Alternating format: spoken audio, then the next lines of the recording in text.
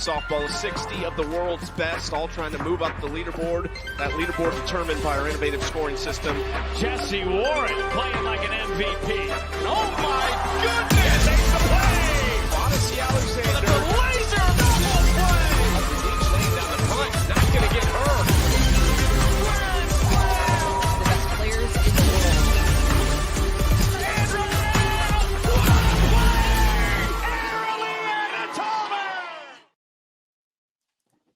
Hey everyone, and welcome to the Week 3 draft. I'm Savannah Collins with my co-host Kat Osterman. We are about to talk about everything that happened in Week 2 and then how these 4 athletes got to be in the captain's chairs to lead their own team. So I'm going to give them a quick introduction and then we're going to jump right into things. A little bit different this week. We're going to have the captains introduce the first 2 rounds and then Kat and I are going to call out those picks from then on. So starting off as the purple team captain this week, leading her own team for the very first time. And then we have 3 athletes who are a repeat from last week. They continue to stay at the top of the leaderboard. They switch their spot around a little bit when it comes to what color they're going to be wearing this week. That's Taylor McQuillan in blue, Lexi Kilfoyle in orange, and Amanda Lorenz leading the gold squad.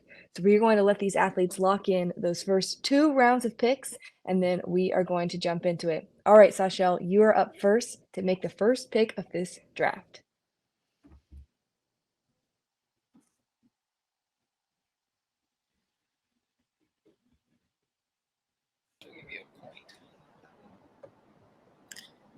Pitcher Megan Framo.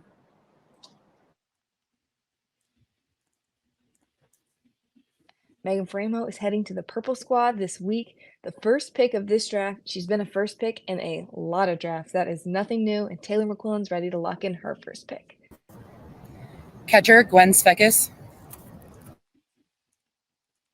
A catcher going in the first round for Team McQuillan. She starts to establish that battery early of who's going to help lead that team from behind the plate. Lexi Kilfoyle is ready to make her first pick too. Pitcher Peyton Gottschall. Peyton Gottschall, the rookie, heading in with the orange team. She's the first pick for Lexi Kilfoyle in this draft. And Amanda is going to make double picks. We'll let her do that next. Middle infielder Hannah Flippen. Hannah Flippen heading to the gold squad. Now, last week, if you were tuned in, Amanda was ready with those picks quickly. She knew who she wanted. We'll see if that's the case today, too.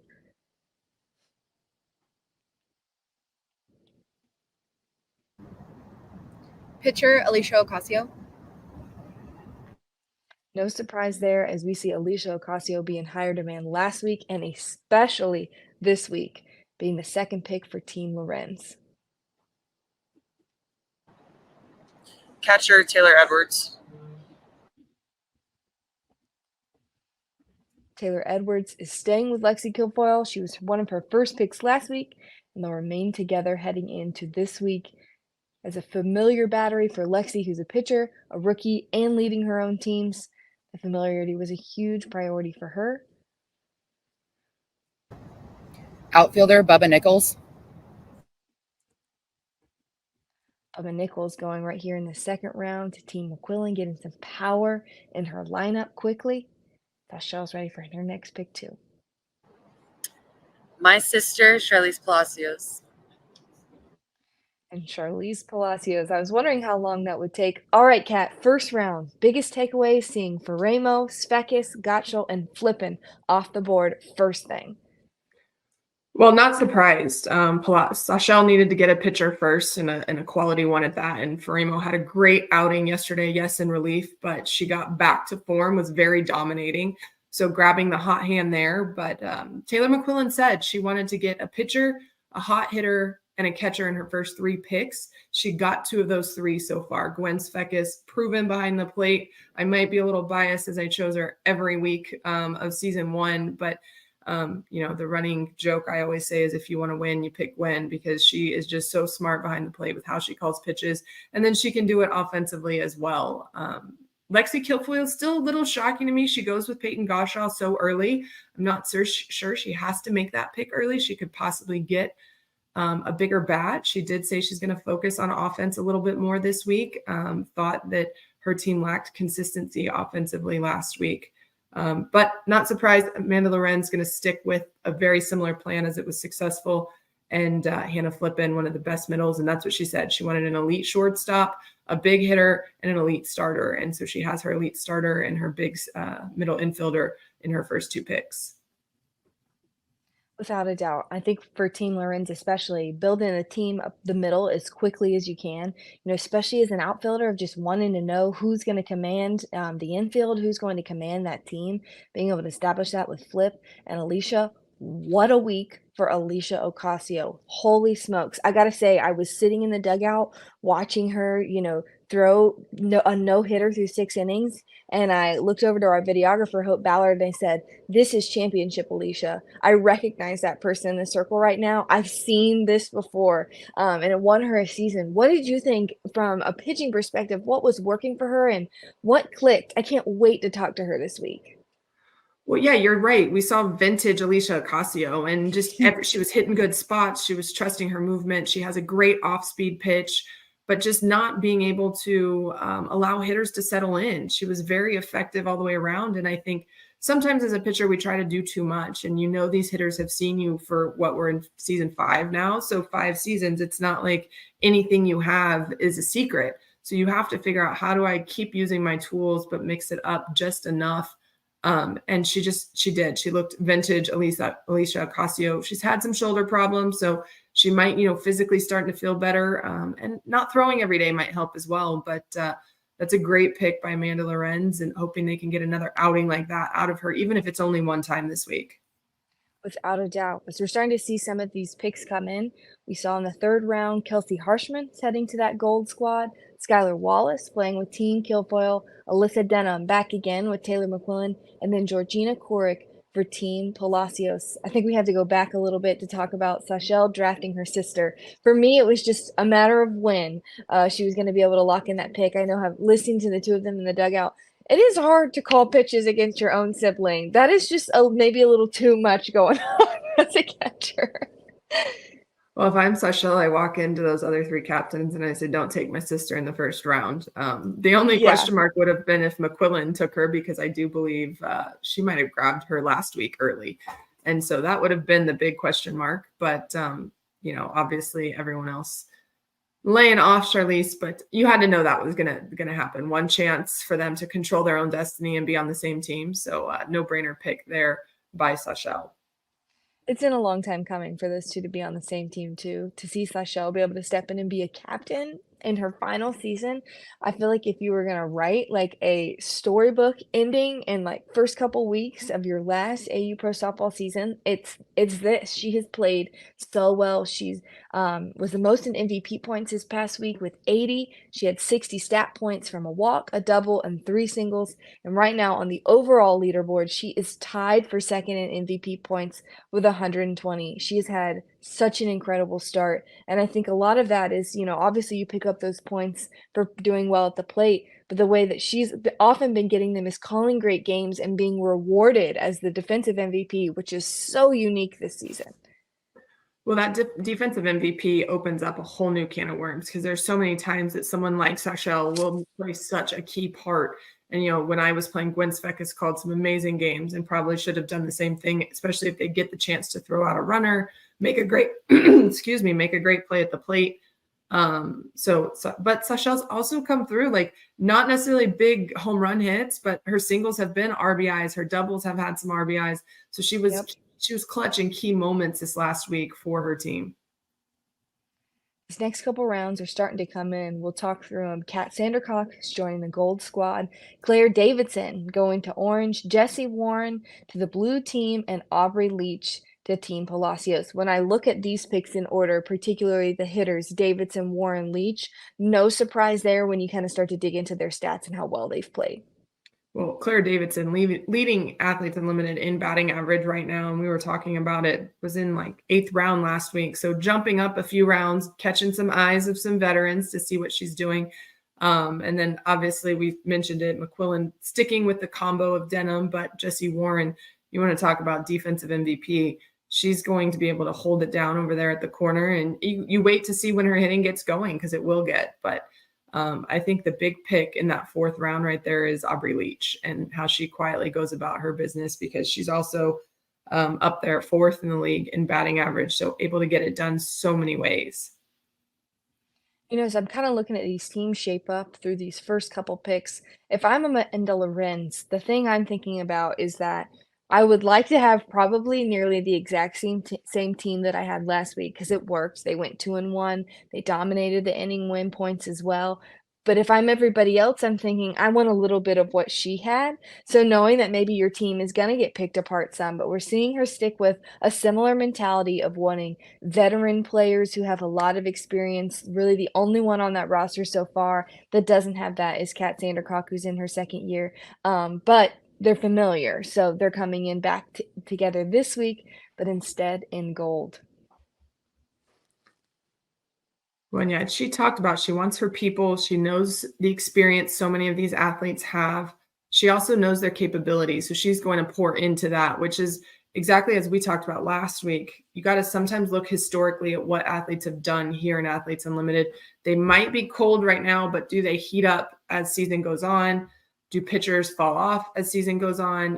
Taylor McQuillan herself, I was actually having a conversation last night with her asking, the questions to get ready for the draft. But I was like, man, every year you get stronger earlier in season. And this year it was at the very beginning of season. And that's part of the learning curve of being a pro, is how do you prepare to where you're ready to go on day one and you're not getting hot as the season goes on. And the more veteran athletes understand that piece.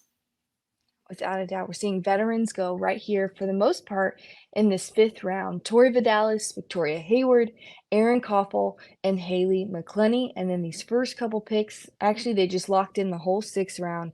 Delaney Wiz, Sydney Romero, Erica Piancastelli, and Sis Bates. Sis Bates has really elevated her offense so far this season. She has a hit in every single game. Yesterday going 2 for 2 with a walk as well. She's somebody that I feel like when you can connect all the different pieces of softball, her defense, what she brings to a dugout, her attitude, how she lifts up her teammates, and then adding that offensive piece, seeing her go in the 6th round makes a lot of sense to me. Anyone right in here that really stands out to you? Well, I think the big one this week was Erica Piancastelli. She got hot. She came up big a couple of times. And so now that she's starting to heat up, you might see the ball start leaving the yard a little bit more and see some of those Stelly home runs that fans are used to. So I'm not shocked seeing her go higher in the fact that her offense has started to pick up. And what about Erin Koffel? She has played so well so far this season. She's one of those batting average leaders. She's got a great on-base percentage, so maybe if she's not putting the ball in play, she's finding a way. She's one of those young athletes that's really stood out to me of somebody who makes an impact within a batting order, and just can't be overlooked in that situation. Well, Koffel's in the top 5 in stat points, so she's able to get the job done. She's a very smart hitter. Again, you haven't seen a lot of big hits off her bat, but she's been able to earn walks and find her way on. And, a rookie, but an experienced rookie. She's had experience around a lot of these athletes wearing the USA uniform. She's been on that national team a couple times. And I think when you can take and learn from that, it allows you to adjust to this pro level a little bit better. And so I think Koffel really taking in everything veterans have been able to share with her in all of her experiences so far in softball. I'm with you. I can see that in her in the dugout, the way she communicates. Definitely a huge pick for this team. I think another one, as I'm kind of looking at these teams start to unfold, what I really like to look at is with our repeat captains, what did they do last week? What have they maybe stuck with, and how are they making some changes? So I'm looking right now at Team McQuillan, who was on her week 2 team and who remains. So she's picked Gwen Svekis yet again. Bubba Nichols is a new addition for her, being, one of the hottest hitters, having the best slugging percentage in the week. She's back again with Alyssa Denham, back again with Jessie Warren. They're on the same team again. Erin Koffel is new for her team, though. Erica Piancastelli is the same pick. And then this latest pick, Rachel Garcia. Last week, she was with Team Kilfoyle. When you think about McQuillan, Denham, and Rachel, how do you think that can change the dynamic of the staff? Because she wasn't on it last week for Team McQuillan. Well, if Rachel can get a couple things ironed out and get back to form, it allows them to have 3 very solid starters. And at the same time, three very different pitchers. McQuillan and Denham herself are very different. Denham a little bit slower down in the zone, change of speeds. To quote her, McQuillan, I'm a lefty who kind of goes all over the place. I told her I think it's controlled chaos, but she's a little bit more curve heavy up in the zone. And now Rachel coming from the right side with speed and off-speed pitch up in the zone. So it allows them to have a bunch of different looks and be able to pair each other too. Like you don't have to ask for a full game from all three of them. So you can go Denham to start, Garcia to come in the middle, and then McQuillan finish herself. Or even if you really want to mess with hitters, start Rachel, go to Denham a little bit softer, and then come in with McQuillan from the left side. So that's a three-headed combo that can it can really throw some people some fits if they use it properly, and go 2 or 3 innings here. Don't let anybody get comfortable. Agreed. I think we've seen some athletes embrace the pitch by committee. I would put McQuillan in that category, who really has tried to master that. And then others who just, kind of put people out there and say, I want you to go as long as you can, and then we'll regroup from there. But looking at what Taylor McQuillan has done so far this season, there's a reason she continues to be a captain. She's thrown 19 innings, has a 1.11 ERA, 16 Ks. The one that I really like to look at is opponent batting average, because sometimes ERA and, some of those stats can be a little tough to dissect in this league because of how good the hitters are. Opponents are hitting 167 against Taylor McQuillan. She just continues to be tough to put the ball in play against her, and especially be in a good situation as a hitter. She's tied for second in MVP points. That's how she's continued to stay at the top. She's somebody who has just gotten better year after year for me, watching and learning from her. So that's how she's leading the blue team again this week. Seeing some picks roll in here in the 8th, 7th, and 8th round. I know we mentioned Rachel Garcia. She was in there with Valerie Cagle, Kelsey Stewart-Hunter, and Aaliyah Andrews. Then rolling back, we had Mariah Masson, Sarah Willis, Sierra Romero, and Sam Fisher start to round out these next picks. Things in particular maybe standing out to you about a certain team, or seeing Team McQuillan do a little bit of the same as last week, but some new hitting pieces. Anyone else standing out to you?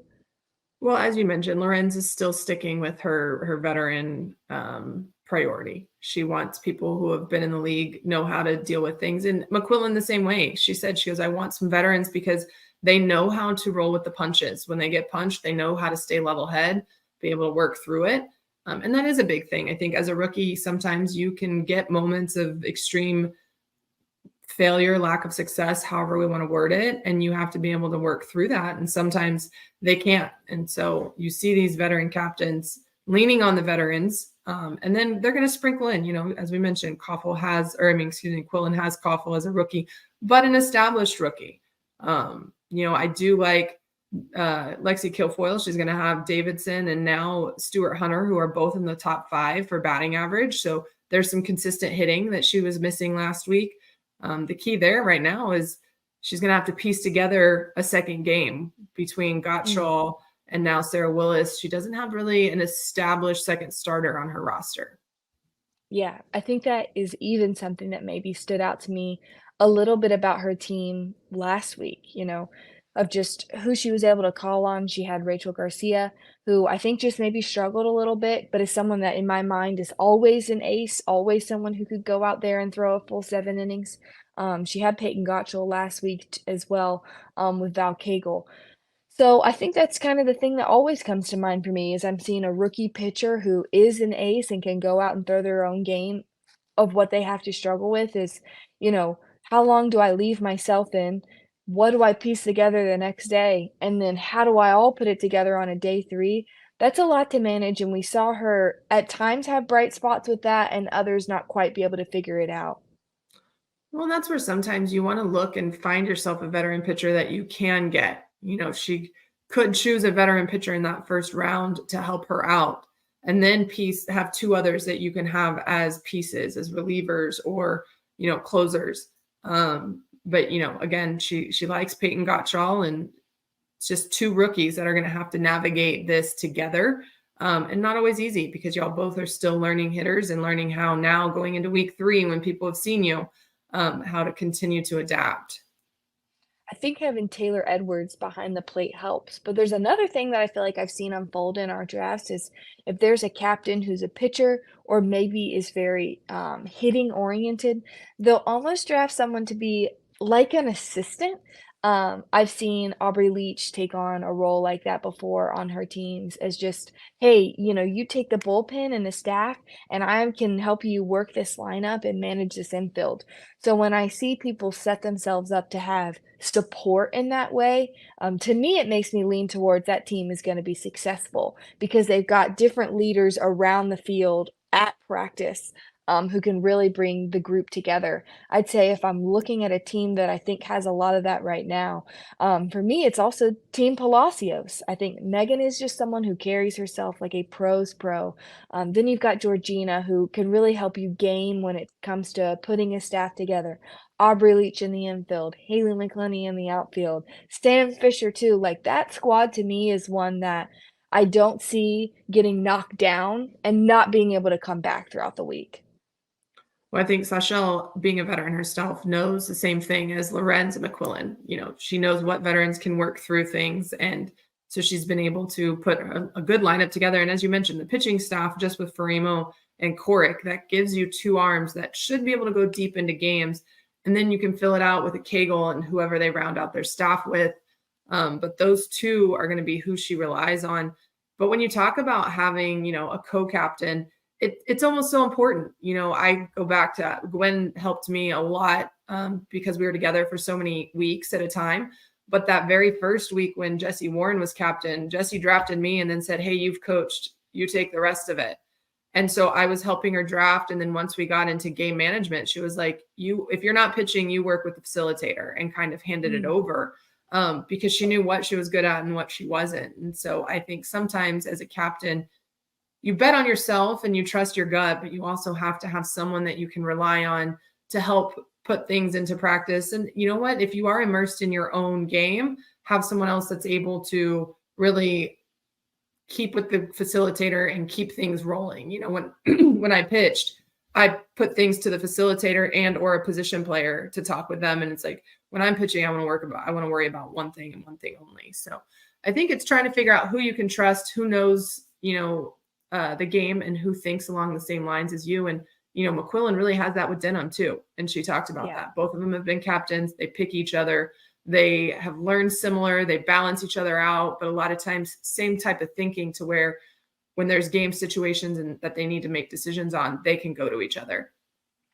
I think that's what's really sticking out to me too about Team Palacios of just getting to watch Sashel. She invests and gives so much to her pitchers. So when I'm looking at her with Meg, then with Georgina, who she was with last week, who, by the way, had a really stellar outing of a full complete game, only gave up 3 hits, 3 runs, only 2 were earned, 2 walks with 7 strikeouts. Like that's somebody who I feel like when you put them in good situations to succeed with the right catcher, with the right defense, does really well. And I expect to see probably more of that from her. And then Val Cagle too. We've seen spots when she gets set up really well that she goes out and has a good outing. And then same with Kayla Beaver. She was with Sashel last week.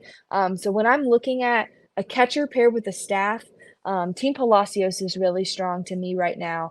We're starting to see some of these other picks roll in. We just walked through the 8th round. 9th is locked in with Jordan Roberts, Sid McKenney, Morgan Zirkle, and Kaylee Harding. And then Kayla Beaver, Nadia Taylor, Kayla Kowalik, and Megan Wiggins. And then starting off this 11th round just picked is Andrea Filler. We're moving quickly through this draft. We're going to travel to Greenville today. So if you're tuning in and you go, that doesn't look like Rosemont, it's because we're in Greenville, North Carolina at the Little League Softball World Series. We're flying out today. We're going to hang out all day on Tuesday with the Little Leaguers, get to know them, go to their games, as well as practice and get these teams ready. And then we're hopefully going to play 2 games on Wednesday. Weather permitting, because there is a hurricane moving up along the East Coast. So fingers crossed. This event is so much fun and I love being there, and I hope we get to play those games and get those in because it is such a blast to be in Greenville and go on the road for those games. That was such a really cool event last year. And, thankfully AU asked me to be a part of it and got to head out there. But so many of those girls getting to watch pro softball for the first time in person, their eyes got so big. And obviously the one thing is interacting with those athletes. So can't wait to see how it unfolds this year again for you guys. No, it's a quick trip, but obviously an impactful one. Yeah, it is so much fun to head out there. We'll be there next for this week. We'll talk a little bit about who those first matchups are going to be as we head in. Starting to see these picks come in.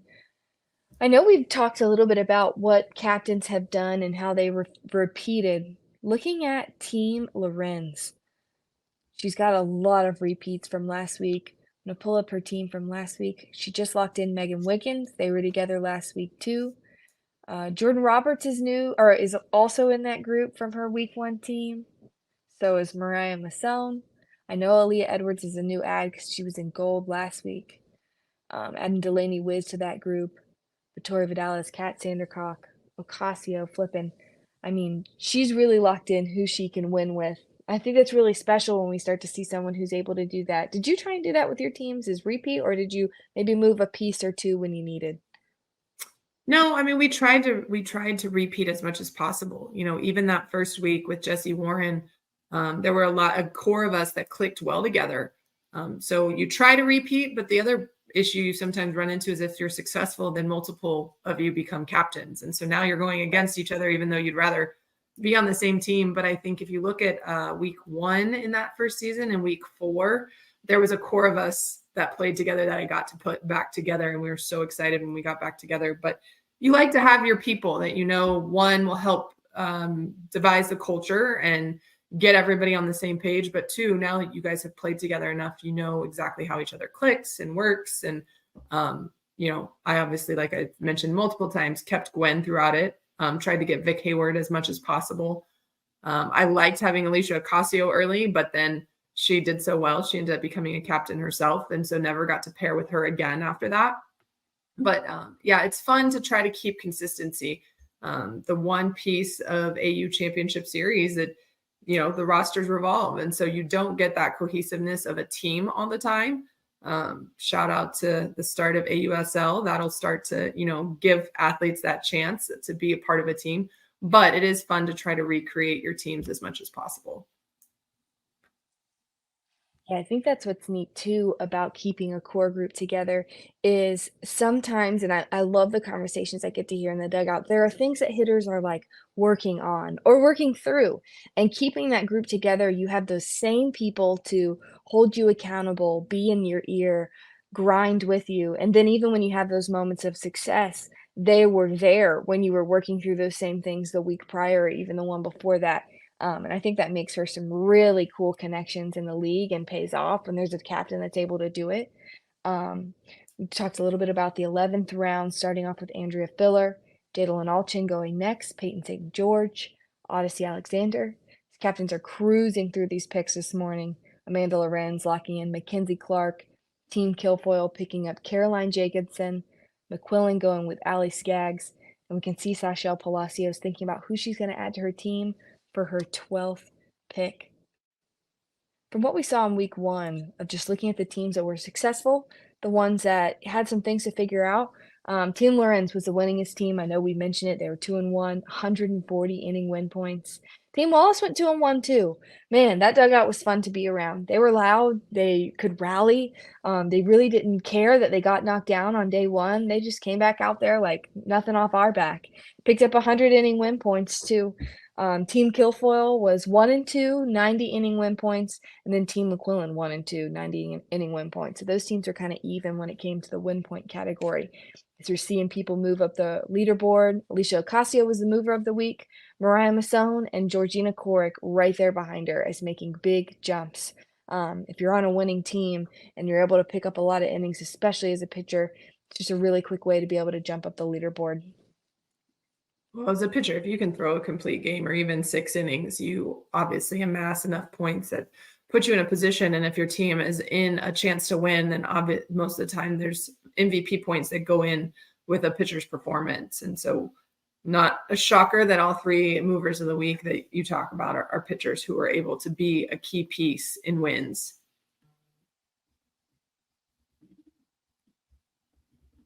We're seeing some of the emotion in these later picks. I love watching the captain's reaction. You wonder, was that not who they thought they were going to get? Or was that the pick that they were about to make too? We're seeing out this draft start to round out Carly Spade playing for Team Palacios, Jordan Rudley, Team McQuillan. Lexi Kilfoyle picks up Hannah Borden. Then Mia Davidson is joining Team Lorenz this week. The interesting Got piece to just me a right couple now, picks looking at the left. lineups, Lexi Kilfoyle has a lot of lefty hitters. So when she faces off against Taylor McQuillan's team, that may not work in her favor. I know there were times where I looked at lineups and I was like, oh, well, they're lefty heavy. I'll take that game, and gave my other starter one of the other two games. But you have to have a good balance and not allow any one pitcher to be really comfortable against a lineup. Saw a little bit of that last week with Team Lorenz. At one point, they had 4 lefties in a row in their lineup, which can just be a nightmare situation depending on your arsenal as a pitcher. We're seeing this final round come through. Anissa Ortez completes Team Lorenz. Bailey Klingler is playing in orange this week with Lexi Kilfoyle. Hope Trotwine with Team McQuillan. And Josie Muffley with Team Palacios. Okay, now give us a second to absorb everything that we've seen unfold in this draft. Then I'm going to hold you to it. Your picks were right last week when it came to Team Lorenz. You were right on it of how that team was going to be successful. I will say, kind of as I've seen Team Palacios unfold, I've really liked that squad. And then, of course, I love the familiarity that Amanda Lorenz was able to put together. Yeah, I think it comes down again to Lorenz and even McQuillan, both of them very veteran-based. I do like Palacios's roster as well. But it's the pitching combos of McQuillan and Denham and Ocasio and Sandercock with Mazzone in there as well. And even Odyssey. I mean, if she can, get back to form, that could be a really strong staff. Okay, sticking with Team Lorenz. I think for me, when I look at Team McQuillan, all those athletes who are a repeat on that team are really going to want to complete how they wanted things to unfold for them last week. They had such great chemistry. They got along so well. I think sometimes games just didn't fall their way. I could really see that team coming back for some vengeance. And then when I look at Team Kilfoyle, I do see a lot of great hitters. But like you said, knowing that group with the right matchups could be really successful. And that other times, you wonder how those pieces are going to come together. But I think she's got a great balance of hitting for contact and hitting for power too. Yeah, you can tell the veterans really were able to find power hitters plus consistent hitters. They were able to put all the pieces of an offense together. Palacios with Aubrey Leach, who can do everything from the left side.